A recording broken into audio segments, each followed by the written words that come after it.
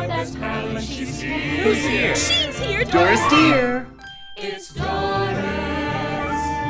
with a cocktail in hand. She's the perfect housewife, and her Rumpus Room might have a bed. Well, maybe. It's Doris and her dear friends. They live up in the sky, before the chance to sing and dance. Her friends might also buy. It's Doris. It's Doris Dear. She's that girl on the street. She'll show up with a squeak. You'll adore when she knocks on your door. There's her one. It's Doris Dear's Girl Talk. Welcome back to Doris Dear's Girl Talk. Now, today in the Rumpus Room, we get Under the Sheets with Miss Helen Gurley Brown. It's all talk today. All this from her Marvy album, Lessons in Love from 1962. Now remember, this album was an addendum to her bestseller, Sex and the Single Girl, and it's full of advice. Now today's track is called How to Talk to a Man in Bed. Take it away, Helen. How do you talk to a man in bed? For some reason, unexplained even by Freud, men like to talk in bed. And if one has gone so far as to go to bed with a man, well, I think it's silly to refuse to talk to him. So the question is not whether, but what to say. I think a little something about it being nice to be there might be in order. You know how men are, insecure to the bone.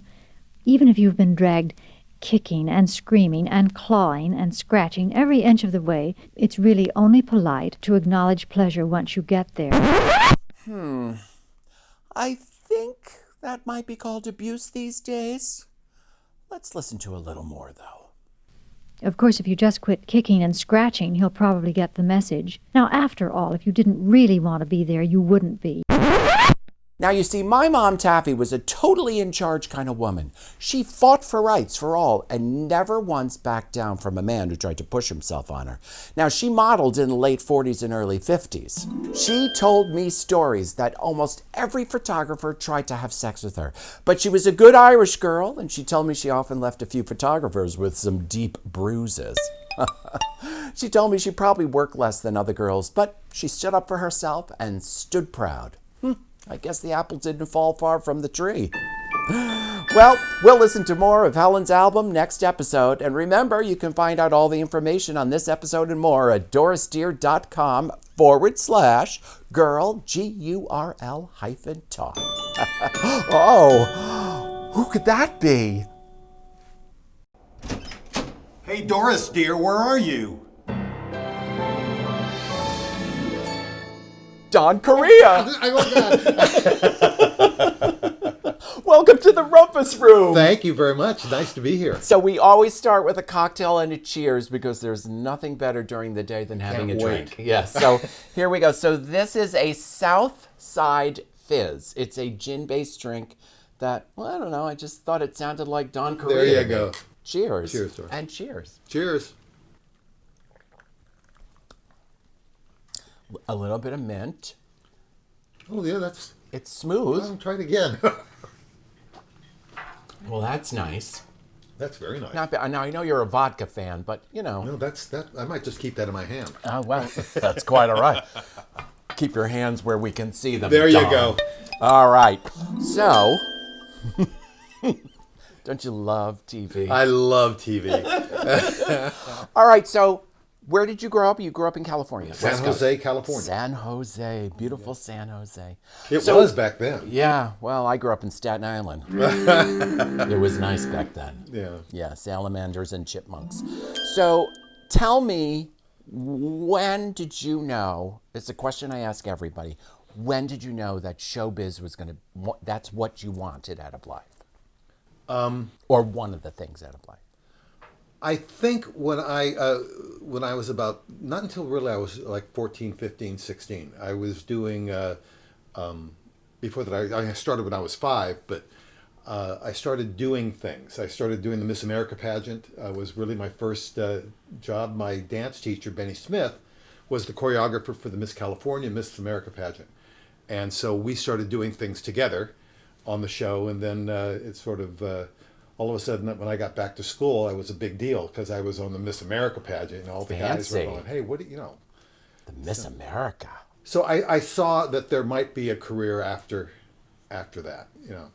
And then you ended up in Vegas at one point, right? Well, I got the job because I was doing some tumbling on one of the Miss America pageants, and someone saw me and they called me in, and I went in an audition. They gave me the job.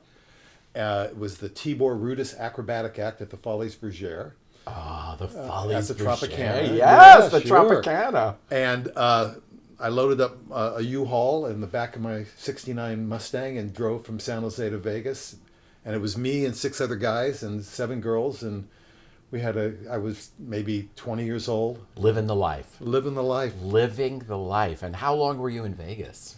I was there a couple of years living there, and then I moved to LA. But then I kept coming back doing nightclub acts, Ann Margaret and Shirley MacLaine. Oh, Ann Margaret. Yeah. Wow, I remember seeing Ann Margaret in Vegas. Oh, yeah. Maybe you saw me. The motorcycle number and all Oh, that? yeah, of course. Okay. I wanted to be her. And later I bought a Harley. I was really? Ann Margaret. really have a Harley? Yes. I'm very impressed. Yes, I had a Harley. I wanted to be Ann Margrock on Ann Margrock on the Flintstones. Oh, don't you know you're the one for me? I still have neck problems from all the neck popping and all that kind of Oh stuff. God, the neck popping. Remember all that? We used to have Back to, then, and then that was it. and the circles while you were spinning. Oh my God, you know better than me because you were a much better dancer than I ever was. Oh, stop! I'm never gonna stop. So, I want to just. How did you get to Broadway? Your first Broadway show was, and we have it right here. A Chorus Line. A Chorus Line. How did you go from Vegas to a Chorus Line? What? I was doing a lot of nightclub acts and a lot of TV things with my wife Sandy, you know, and any other thing. Sandy Sandy Duncan. Duncan. But back then, every week there was another show to do, a television show or a nightclub act. It was very, had a lot of things to do. And I was in Vegas doing, I can't remember if it was Ann Margaret or Shirley MacLaine, and I got a call from Name drop. no, as Charlene Painter, Walter Painter's wife. She was assisting Michael Bennett in the auditions around the country for the National International Company.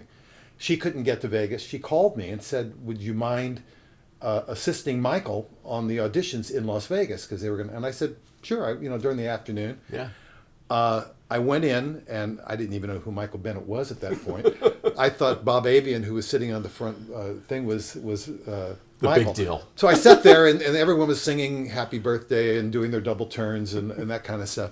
And when everyone got finished, I met Michael, and he taught me the opening number. The da da da da da da da. And the next day was the dance audition, so I went in and I did it in front of everybody. And at the end of the afternoon, he was putting people on the line. He said, "Don, go up on the line." And so I went up there, and he asked me questions. And at the end of the day, he asked me to do the part. I never would have done a chorus line otherwise. Wow. I never would have known about the audition. So it was just wow. And we talked off camera, darling, just a little bit, But we have a friend, Andy Boo, who was in Chorus Line as well, and he ended up hiring me to do a convention show in Vegas, and which ended up a Vegas showgirl for many years. All because we're connected, Don. We're connected. There you go. So Chorus Line. Look, this is a Broadway show that changed Broadway. It certainly changed the life of the dancer. Mm-hmm. Dancers went from being sort of in the background, the hardworking background people who didn't get paid very much, to being the stars. It gave them a voice where they never had that voice before. Right. So what was that like to be involved in that and you played Mike? I did Mike. I can do that.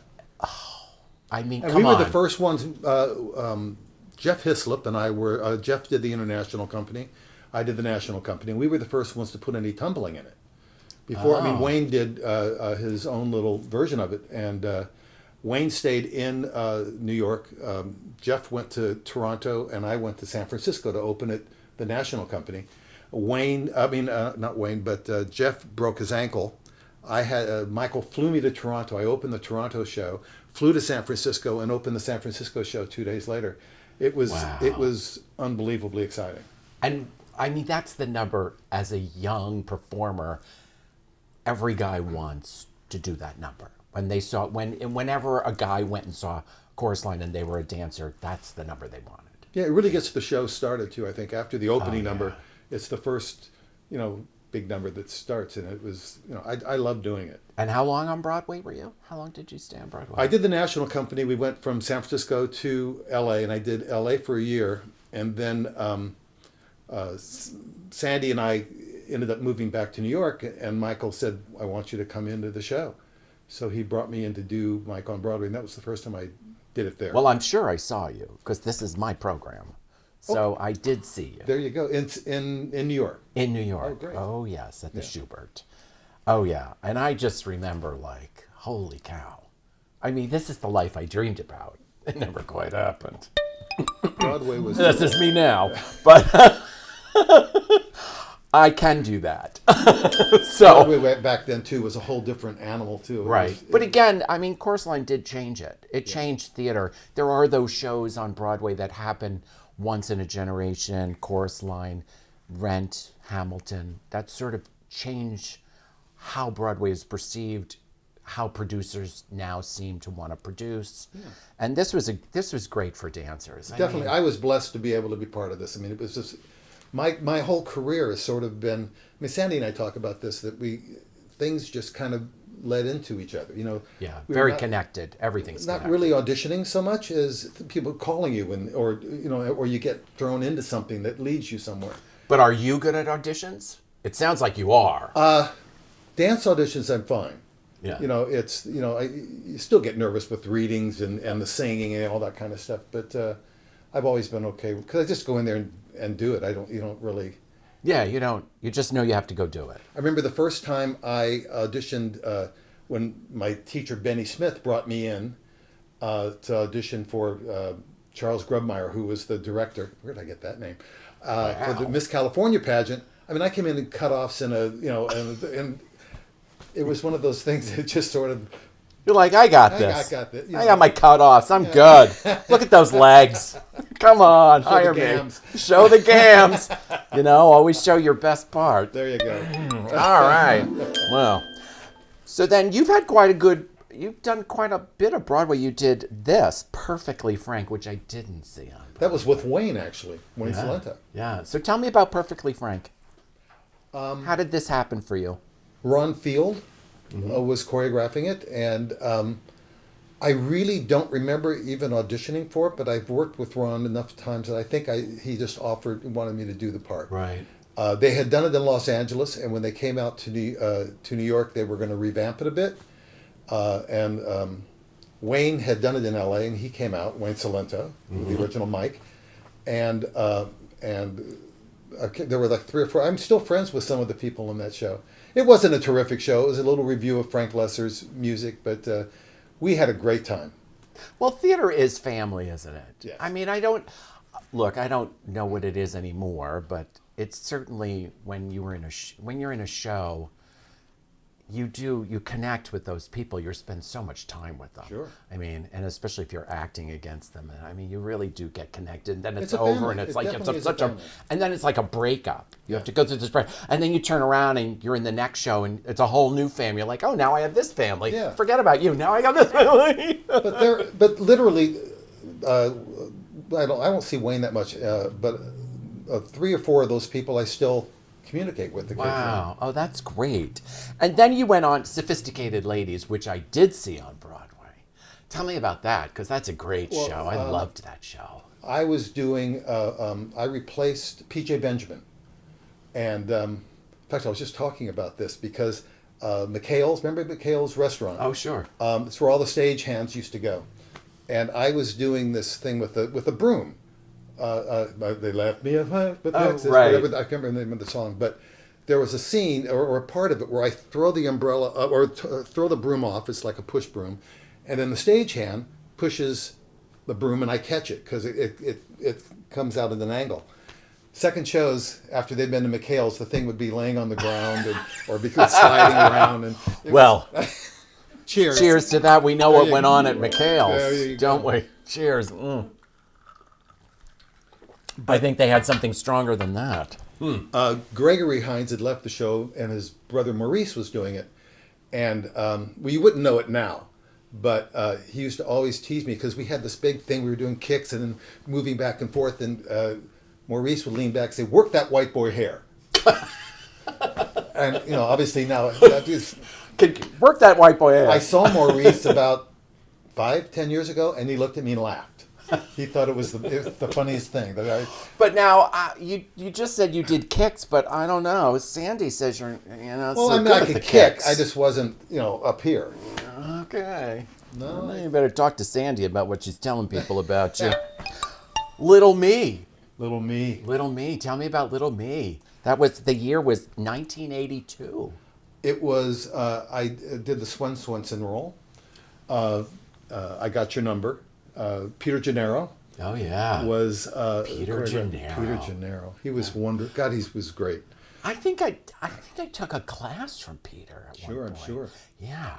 Yeah, he taught for anyway. It was actually I won the Astaire Award, the first ever Fred Astaire Award that they gave yearly for the best dancers on Broadway, female, male. And at that time it was just male, female, and choreographer. Now I think it's ensemble, and they've kind of incorporated. But it was terrific. I mean, it was a wonderful show. Who was it? Victor Garber and Jimmy Coco. Oh, Victor! I directed Victor Garber in a voiceover session. Did you really? A friend of mine created an app book of Night Before Christmas or A Christmas Carol, and we hired him, and I directed him in, and I was like, "It's Victor Garber. He's such a great actor and such a nice guy. Such a nice guy." Yeah. So then, one of your biggest roles became, everyone knows about this role, is you got to do Singing in the Rain. Yeah. I mean, Yeah, and you opened that. You're the original. I'm the original. Yeah. So, talk to me about it. I mean, look, you have a great Broadway history, but you open a Broadway show, and that was a big show, playing the iconic role that Gene Kelly did. And I have to say, there's so many YouTube videos, lots of YouTube, of you doing that number. You did it everywhere. Every time you and Sandy would do a thing, the Hollywood Bowl, and it's Singing in the Rain, and you I did did the Hollywood Bowl with Marvin Hamlisch. We went out and yeah. did that. So tell me about Singing in the Rain. Tell me about how that happened, what it was like, a big opening night on Broadway. It's the dream. It's the dream. Tell me about the dream. It was, we were talking about not being able to audition. I mean, I was doing my one and only with Sandy at that point, and I guess someone saw me, and it just sort of grew from that. It was wonderful. Sandy actually had gone off to Japan, I think, at that point, so she was away, and it was trying the rehearsal period. And the beginning, I mean, the New Yorker magazine, the $7 million turkey that won't lie down, because we just kept running and running because people loved the show. Yeah. The reviews were not terrific, and and we weren't that terrific when we first opened because of some other issues that happened. I think during What other issues? No, I just think. Come on, Don. I just think Twyla. We're here. Twyla and the way it was. So what's up with Twyla? Tell me about Twyla. I mean, hugely famous Twyla Tharp. I mean, she was, but we has a reputation. So talk to me about that. What is that like? What was it? Twyla works where she tries to get other, she pulls off of her ensemble and forms things, and she's wonderful at doing it. But in an iconic piece like this, she was, trying to do things that, in her way, that don't really work. Trying to put a show together.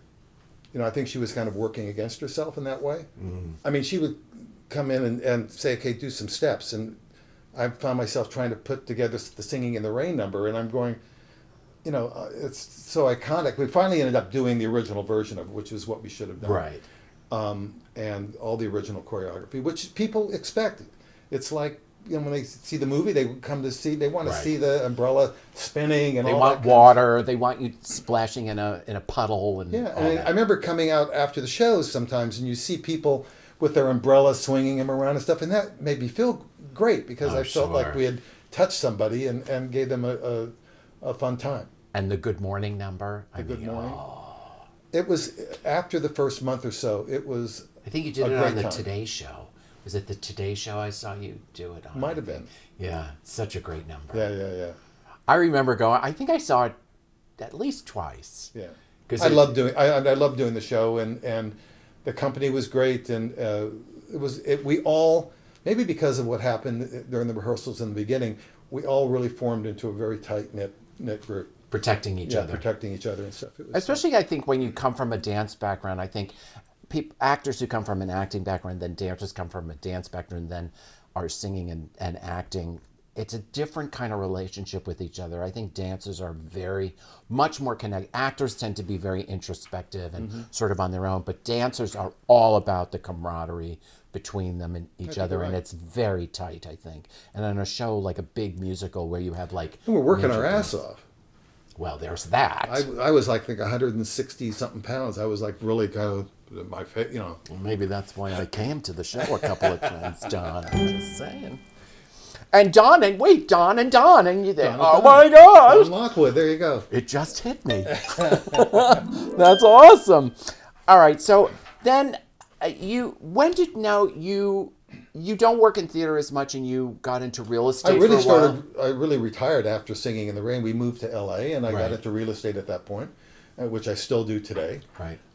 And don't audition. I don't have an agent. None of that kind of stuff. And then they called me in 2001, I think it was. 2001, and you've done this twice. I've said twice. You've actually done it twice. And wait, in 2001, when you did it, weren't you the standby and understudies? I stood by for Treat Williams and Gregory Harrison in the two major roles, and I went on a lot because Treat would go off and do something, and then.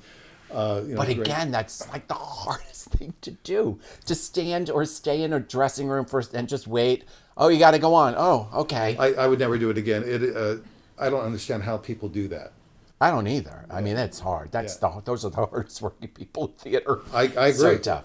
But we, when I used to go on for Gregory Harrison, who was doing the Ben role, Treat used to always say, "Well, we have dueling buddies tonight." That's being a song great. and dance, Yeah. And it's such a great show. And then 2011 was the second time you did it. You were. I actually did a role. You did the role there, yeah. It's on YouTube as well. Just saying. Rain on the Roof. Yeah. That's great. Yeah, and that was your last foray Sure. on Broadway? Mm-hmm. So tell me how that. I mean, I think a lot of people think that there's never going to be that day when they say, okay, it's time to move on.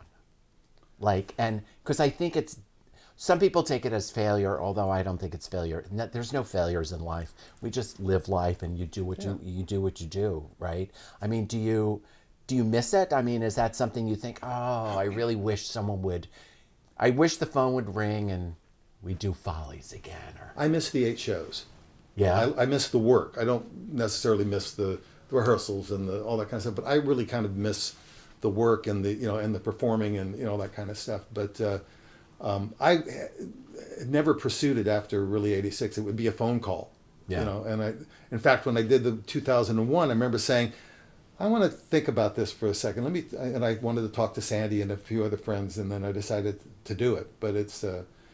Did Sandy say, go do it? Yeah, she did. I was on a wire for how long getting She her? said they Go do called Follies. you? Why didn't they call me? No. Wait, you and Sandy and Follies, that would be awesome. That would be fun. That would be great. That is good casting, folks. There you go. Sandy and Don in Follies. I think you guys both need to do a show. You need to do a little review show up at one of the wonderful theaters like Doris Dear works at in New York. There you go. I think that would be great. Well, Don, thank you for your artistry. Thank you for your career and sharing it with all of us out in the audience who all wanted to be you, who wanted to just take in your artistry, because the TV specials, the Broadway, it was really amazing. And I know through my career, people like you and Sandy inspired me to be an artist, and to sit with you today and is just really something special. It means a lot to me. So cheers. Let's cheers and let's drink. This was great, by the way. Yeah, it was very good. Cheers, everyone. Cheers, everybody. Yeah.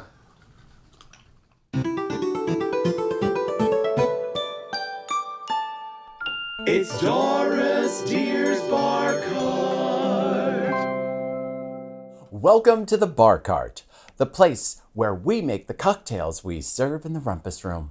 Now, today we enjoyed the Southside Fizz, a cocktail with possible connections to a famous mobster from Chicago. If you ask a bartender to describe the Southside, you get, well, several different stories. As usual, the fables persist, and no one really knows for sure where the legendary cocktail was created. Some say it's a gimlet with mint that's served in a cocktail glass. Others describe it as a gin-based mint julep served over ice. Its origins are subject to much speculation. Some say it gets its name from either the Southside District of the city of Chicago, Illinois, or from the Southside Sportsman Club on Long Island.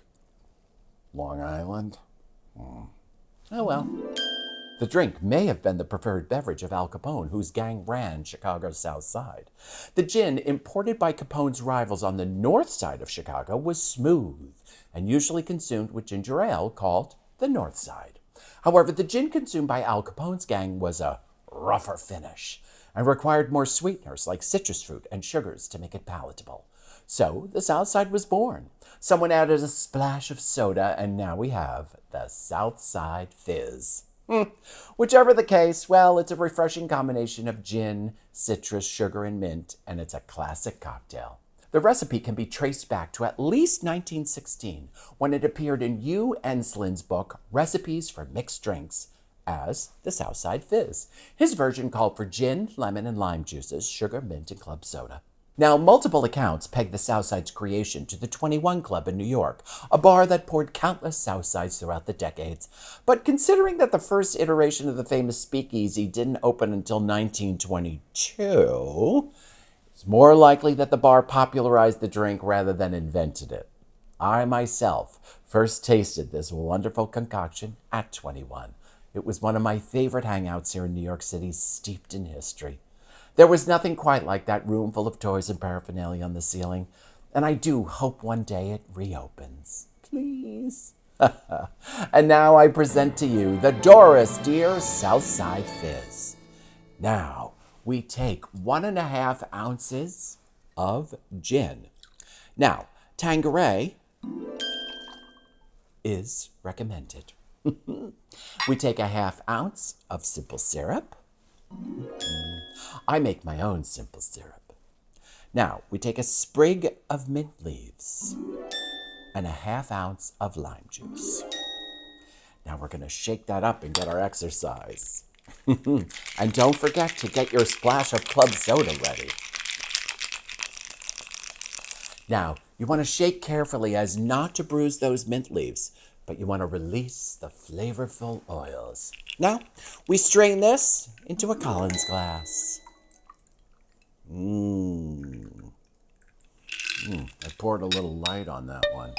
But we finish with a splash of soda. Enjoy! Well, I hope you enjoyed your stay in the Rumpus Room today. You know, I love when friends drop by and we share some fun ideas and bring joy to the world. Now, don't forget, head over to www.dorisdear.com/Gurl, Gurl-talk, for all the tips and tricks and recipes in today's show. And don't forget, a dress doesn't get you anywhere. It's the life you live in the dress that matters. I'll see you soon. Cheers. Here's to Al Capone.